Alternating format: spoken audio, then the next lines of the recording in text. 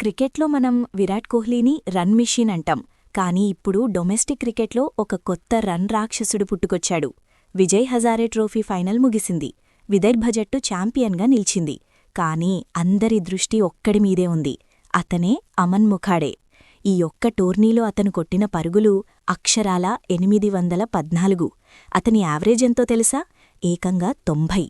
ఒక సీజన్లో ఇన్ని పరుగులు చేయడం సామాన్య విషయం కాదు.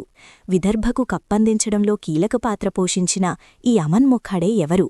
అతను సృష్టించిన రికార్డులేంటి? పూర్తి వివరాలు ఈ వీడియోలో చూద్దాం. మనం మొదట సెమీఫైనల్ గురించి మాట్లాడుకోవాలి. డిఫెండింగ్ ఛాంపియన్ కర్ణాటకతో జరిగిన మ్యాచ్లో అమన్ ముఖాడే శివతాండవం చేశాడు.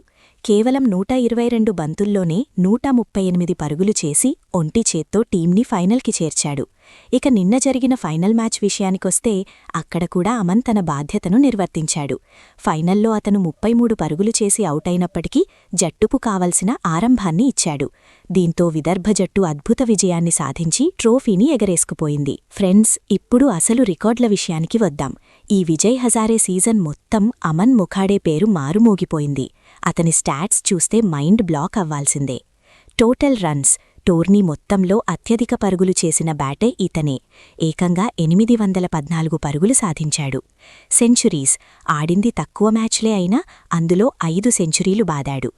యావరేజ్, ఒక వన్డే టోర్నీలో 90 యావరేజ్ మెయింటైన్ చేయడమంటే మామూలు విషయం కాదు. లిస్టే క్రికెట్ చరిత్రలో అత్యంత వేగంగా 1000 పరుగులు పూర్తి చేసిన ఇండియన్ బ్యాటర్గా కూడా రికార్డు సృష్టించాడు. ఇంతకీ ఈ అమన్ ముఖాడే ఎవరు?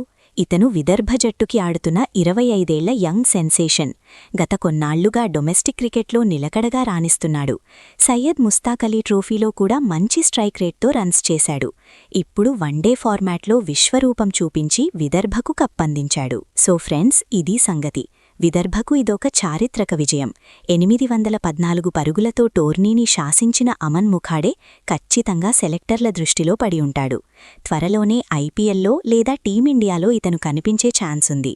మరి 90 యావరేజ్తో ఆడిన ఈ ఆటగాడి గురించి మీరేమంటారు? కింద కామెంట్ చేయండి. ఈ వీడియో నచ్చితే లైక్ చేయండి, షేర్ చేయండి.